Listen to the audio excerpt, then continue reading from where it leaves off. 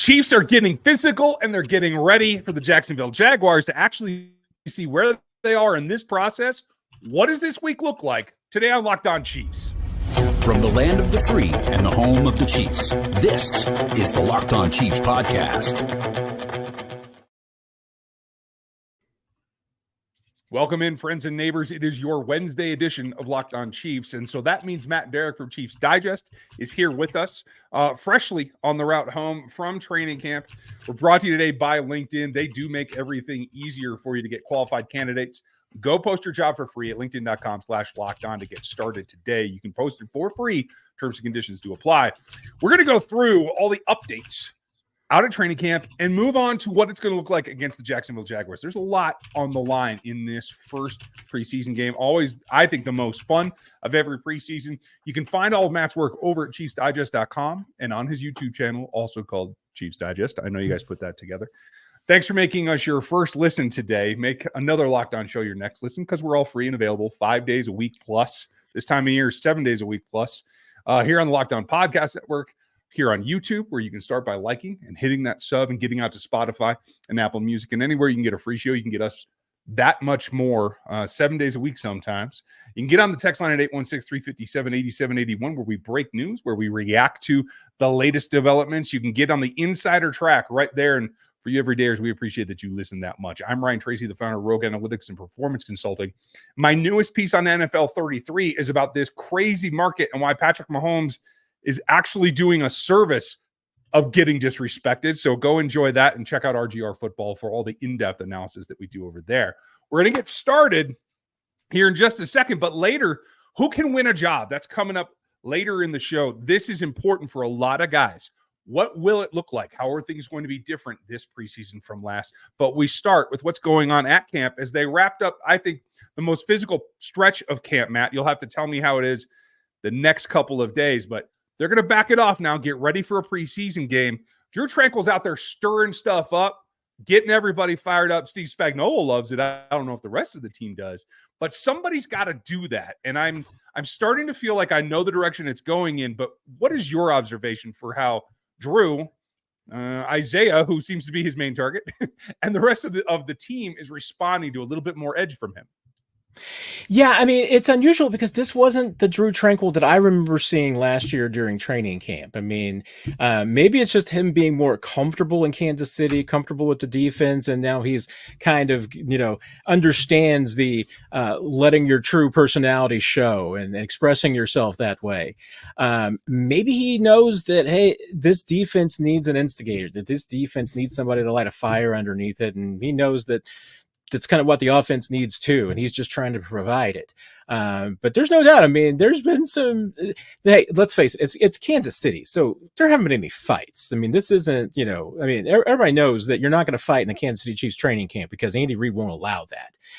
If they were actually fighting, it'd be a real thing. But there's skirmishes at best. I mean, it's maybe back in the Ozarks, we just say the boys are wrestling a little bit.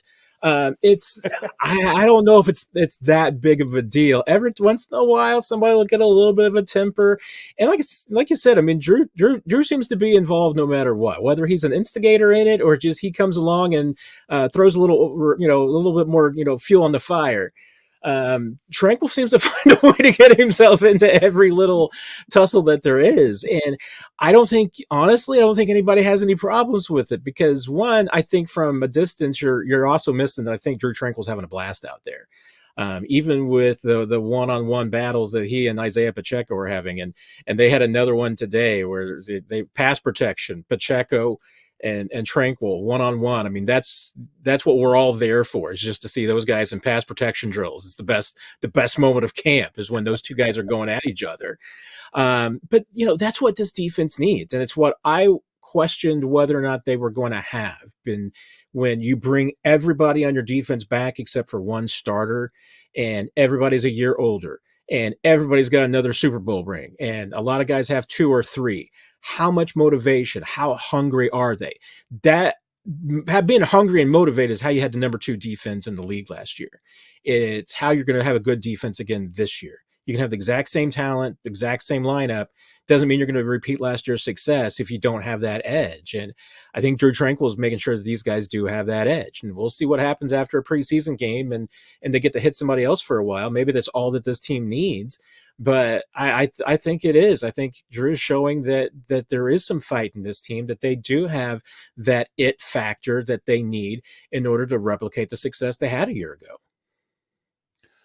Personally, I love it. I think you have to have some of that nastiness about you so you can call on it when you need it later in the season. And I know there was no overlap for them, but maybe I'm projecting what I want to see. But I get a little bit of a sense that this is something they've needed even above last year since the departure of Frank Clark. They need some dog out there that's going to go after people. And I think that lifts the whole team. I know it's just practice against each other. We'll see what happens on Saturday. That'll be a different ball game. But how do they maximize that? And what's the benefit long-term for getting into this kind of rut? Yeah, you mentioned having that dog in you, and and there's no doubt. I mean, you think about who were the guys on last year's team that had some dog in them. You know what? L'Jarius Sneed was a little bit of those, because there was almost nobody on the team that was a bigger trash talker than L'Jarius, and he could back it up. Willie Gay might have been a bigger trash talker, but he couldn't back it up the way that L'Jarius did. But I'm also going to throw another name on there as far as, where that dog comes from. Justin Reed's one of those dogs, and he might be he's definitely the one in the safety room. And really, I thought it was pretty telling when I asked Trent McDuffie earlier during training camp, who is the vocal leader? Because McDuffie said he's not the vocal leader. That's not the kind of guy that he is. Like, who is the leader of that secondary? He says Jay Reed.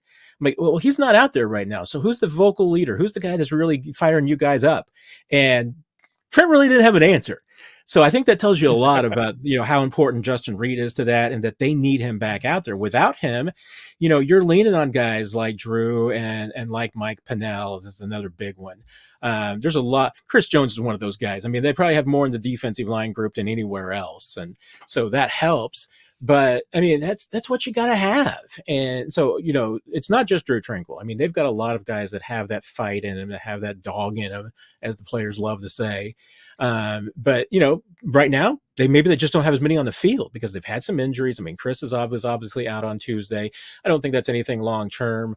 I don't think it's also Chris, I don't think this is some sort of brilliant execution of the time off for Chris Jones plan. I think these have been legitimate injury issues. So I don't think there's any trickery going on here. But, I think it's indicative of just how this team is built, and that they've got a lot of guys who, are driven in a different way.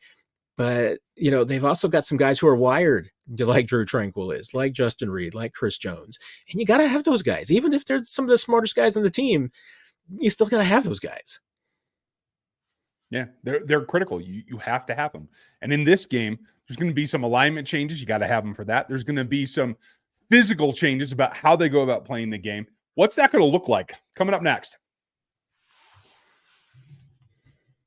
Summer's in full swing, and we're getting ready for football season. It doesn't matter whether you're trying to go to MLB right now and go see the Royals, or you're waiting on your preseason tickets, your Chiefs tickets for the regular season, or even those cold, snowy days. The best way to get it done is Gametime. It helps if you can plan. I fully admit that, but sometimes you just can't. And so last-minute deals are exactly what you're looking for, whether it's the section of the stadium that you want, whether it's the seat exactly that you want, or whether you're just looking for that last-minute super saver. You can save up to 60% on tickets last minute for sports, concerts, comedy, theater, anything at Gametime. This is really important. I sit in one section of Arrowhead, and I really love it. It's a zone deal, and when that comes up, I try to go all in because they give you all-in pricing with no hidden fees. It takes the guesswork out of getting tickets for Arrowhead, but for baseball as well. You can get it all at Gametime. So download the Gametime app, create your account, and use our code LOCKEDONNFL. You're going to get $20 off of your first purchase. Terms apply, but it's super simple. Create an account, use our code LOCKEDONNFL, and you're going to get $20 off of your first ticket purchase. So download it today. It's last-minute tickets. It's lowest prices, and they are always guaranteed.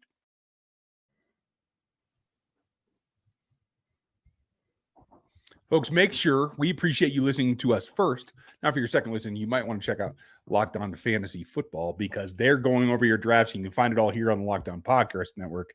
That's your team every single day. You can also get all your information at Chiefs Digest, where Matt's going to break it down for you. Matt, I'm excited about getting into the preseason because I do feel that of all the preseason games, this is the one that I think turns the tide the most.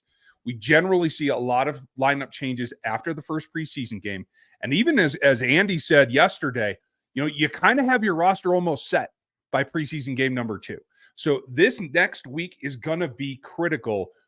I think they generally have learned to back off a little bit more and more. So what will this game look like from a standpoint of, will we see the starters for a series on each side? Could we get a quarter? Are we not going to see some guys at all? What do you think? Yeah, we're still getting kind of used to the three preseason game era. And so, figuring out what Andy Reid's going to do, I think he's still kind of figuring out what he's going to do. When he told us Monday that he hadn't really talked about and thought about playing time, I'm not quite sure that's entirely true. Maybe it is from a certain point of view. But theory, we might learn a little bit more on Wednesday, but honestly, I'd be surprised if it was any different from last year. I mean, situations can change things. If the first team offense goes out and goes 3 and out, maybe they come back for a second drive. But, last year, what he wanted to do was to give Mahomes one drive to let them get, some time, let him just, knock off the rust, essentially.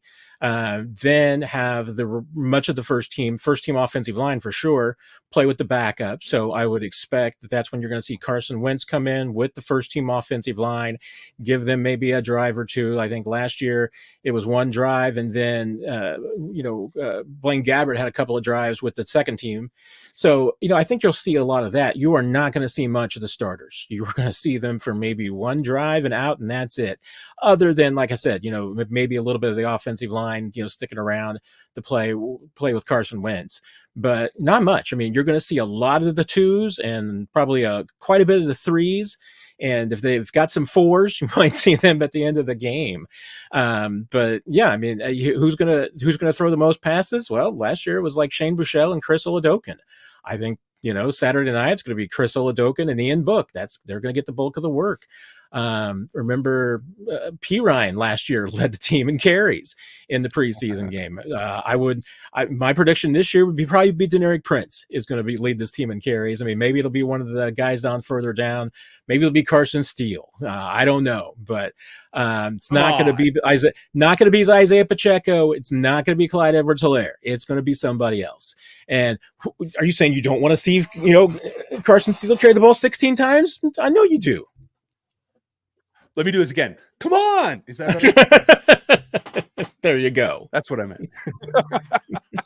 Well, beside Carson getting as much run as he possibly can, the one thing that I want to make sure that we see, and I'm not sure I'm going to get my wish, is that I don't think there's any doubt at this point that what we've seen in practice should carry over. Kingsley Suamataia should start at left tackle. I want to see him go through a couple of drives with Carson Wentz, though, as the other backups come in, guys that already have some experience, because I think every rep he gets now is gold for him to continue to progress to the point where we feel better, not just about him winning the job, so to speak, but being ready for week 1 and week 2 and week 3 and the gauntlet that is the first 5 weeks of this season. Do you think that the coaching staff will follow that same philosophy, or is it going to be just protect him, get him back to the practice field? Yeah, interesting. I mean, it's possible that we end up seeing Kingsley because he is a rookie, maybe, extending into the 2s. It wouldn't be a surprise. But at the same time, I know they want to get Wanya Moore some time. And the fact that, Kingsley hasn't spent a lot of time playing with the 2s. I mean, he has a little bit of time, but not much. They did that early in camp. Maybe it was done early in camp so that if they did want to leave Kingsley in for a little bit during a preseason game, it wouldn't be the first time he's ever played with these kids and these guys. So maybe that was kind of the way to acclimate him to getting maybe a little bit more time. I could also just see them just leaving him with the ones and you're pulling him out. I mean, and there's going to be some people that you don't see. Joe Tooney's not going to play in this game, for instance. Anybody that's been missing time, starter-wise, I think they're going to hold out. I would be surprised if Chris Jones plays in this game, that kind of thing. Even some guys who are coming back late, Jalen Watson, I'd be surprised if he plays. But to your point, especially, and the one that I kind of, neglected earlier, is that you're absolutely right, that this is the game that changes the depth charts. So everything that you've seen to this point can get turned upside down by what happens on Saturday night. And some of it can be done because of how people are playing, but a big part of it is just that there's a lot of load management going on. I mean, Deneric Prince isn't getting a ton of work. Clyde's getting even less work. I mean, Clyde's been getting, he was out sick on Tuesday, but he's been getting sometimes 3, 4, 5 running back, take looks. Well, that's because they know what they've got in Clyde. They want to get Pacheco ready for the season, but then Clyde, they know what they've got. They've got other guys that they want to see. So this feels like one of those situations we've seen in the past in Kansas City where there's a running back that maybe is new, whether it's a veteran, it's a rookie, guys who get a lot of work before the first preseason game and then disappear afterwards. I mean, we've seen this before. So there's going to be changes to the depth chart, coming up next week. Some of it's going to be veterans coming back. I mean, Joe Thuney could very well, get his reps back in 11s when, in contact at left guard. He hasn't been doing that. He's only been doing it when they're running up against air. So, a lot of things can change, and some of it are going to be injury related. Some of them are going to be, playing related, but this first preseason game and how things look when this team gets back to St. Joe for those final 4 days, starting on Monday, it's going to look completely different from this last practice on Wednesday. Seems like it to me too. I can see Patrick Mahomes throwing like maybe 4 passes. So what I want to know from you is a quick over under. If he throws 4 passes, plus or minus 50% on balls that travel more than 30 yards in the air. That's what I want to know. If he throws 4 passes, I'd probably take 1 going downfield. I mean, there's a little vanilla in this game. I mean, it's not going to be anything fancy. They're just going to run some pretty basic plays. Doesn't mean that Mahomes isn't going to be looking for the deepest throw that he can hit, but they're not trying to do anything like that. Now, hey, if his play develops, there's an opportunity. Mahomes is going to take it. That. But yeah, I mean, I'd be more interested, I think, in the fact that if Mahomes throws at least 4 passes, do they score a touchdown? I mean, that's it. I mean, that's kind of, to me, is just, how efficient is this offense? Is it like a couple of years ago when we saw this offense go out there and was it 21 or 22 and scored on like 6 straight drives to open the preseason? That wasn't the case last year. So let's see what this offense does, because if this number one offense goes out and scores a touchdown in its first drive, I think the hype train's really going to start getting out of control. Hype is definitely where it's at. And folks, I'm going to have a hype list for you on Friday that's going to break down who has a chance to go steal something from someone else. But we're going to get Matt's take on who can win a job or reps or whatever it is coming up next. When you're hiring for a small business, you want to find the quality professionals with the right fit for the right role. That's why you have to check out LinkedIn Jobs. It has the tools to help you find the right professionals for your team. I'm always looking at LinkedIn. It isn't just a job board. LinkedIn helps you find professionals you can't find anywhere else. Even those who aren't actively looking or searching for a new job might be open to the perfect role. In a given month, over 70% of LinkedIn users don't visit other leading job sites. So if you're not looking on LinkedIn, you're looking in the wrong place. On LinkedIn, 86% of small businesses get qualified candidates within 24 hours. Hire professionals like a professional on LinkedIn. It goes down the easiest way to post your job for free is on linkedin.com/LockedOnNFL. That's linkedin.com/LockedOnNFL to post your job for free. Terms and conditions do apply.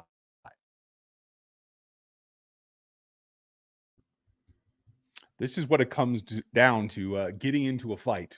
See if you can further your career. But before you get there, make sure you check out Chiefs Digest for all of Matt's content over there and get to NFL33.com, because I'm setting you up for what the quarterback market of the future is going to look like. Don't miss that one. It's free and unlocked right now, and you can get subbed as well.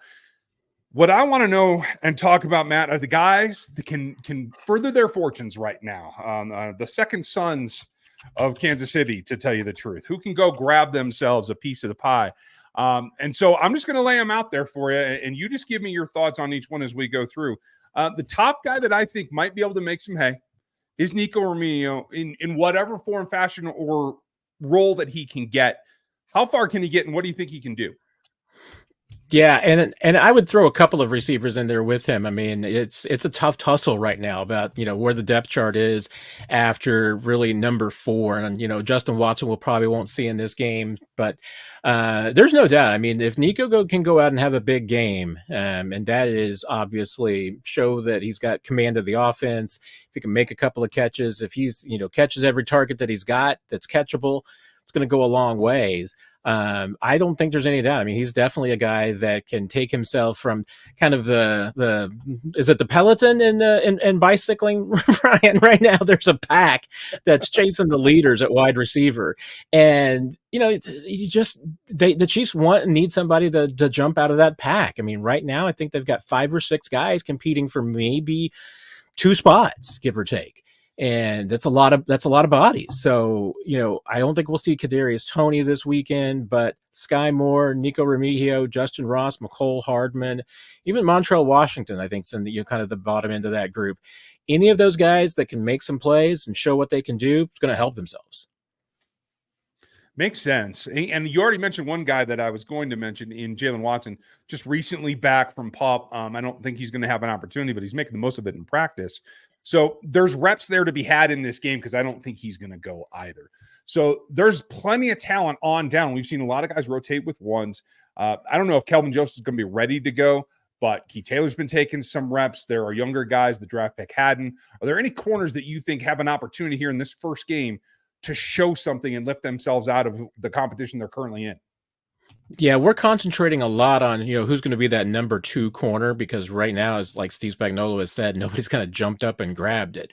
And we're expecting Najee Johnson, Joshua Williams, Jalen Watson, and Kelvin Joseph, I think, are the top 4 candidates to be in that. Now, if you said, hey, there's 5 corners, you're probably all the way to having all of your corners except for one more spot. Who's going to get that? Well, we've already talked about the fact, I mean, Trent McDuffie's going to play maybe one drive. Najee could play in this game. I don't think Jalen Watson or Kelvin Joseph will. So, hey, and if Najee doesn't play and Josh Williams only gets one drive with the starters, then you're talking Nick Jones, Kamal Haddon, Keith Taylor, Miles Battle, Echo Boydo. All those guys are going to play most of the game. And that's going to be, I mean, back in high school, we used to call that a hidden quarterfinal. I mean, that's going to be Saturday night's going to be kind of a hidden tryout for all those guys, because there's going to be some players who play very, very well who are going to move up the depth chart. And, when we see practice on Monday, like I said, they're going to be ones that are moving up. And all of a sudden, we're going to see some new faces probably running with the 3s and you falling down lower in the depth chart based on how they play in this game. And all of those corners are all going to have a tremendous chance. I mean, this is a big opportunity, I think, for all of those guys. And it's not just about, the battle for number 2. That's still probably going to be won in St. Joseph, and it may even go into Kansas City when the team breaks camp and comes back. But 3, 4, 5, and 6 at the corner spot, it could really be shaped by what happens on Saturday night. Duking it out for it. Now, on the other side of the ball, one position that I'm going to be keen to see something there, and we don't need Carson Steele because we know what he is. He can be a fullback. He can be a tailback. He's right on the edge of making this roster, folks.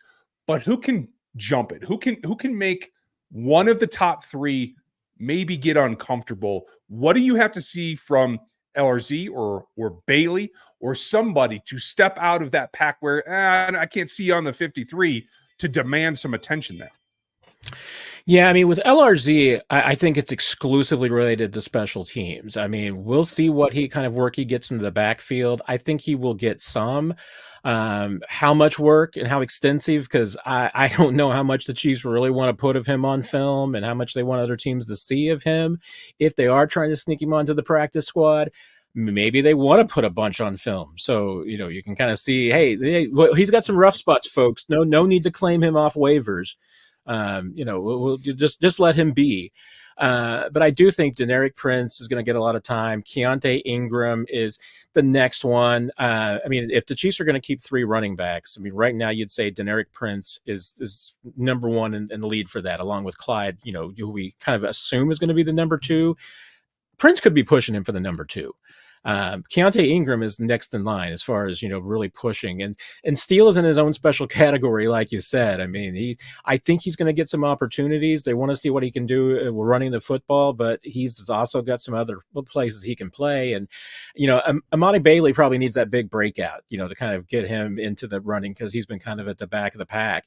But Louis Rees-Zammit is going to be the more intriguing one, because I think that his opportunities are largely probably going to be related to returning kickoffs. And hey, if he breaks one of those, then now you are talking about the possibility of a guy making the 53 just based solely on special teams as a kick return specialist. If you had to pick one other guy on this roster, special teams or otherwise, that can make a statement, help himself out, who would it be?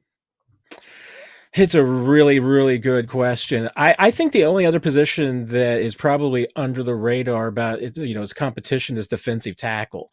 And that might be an area, because I think that, the last spot's going to be fairly competitive. I mean, there are still some injuries. I mean, we just got Derek Nottie back. You saw him back on Tuesday, but he's still kind of working himself in.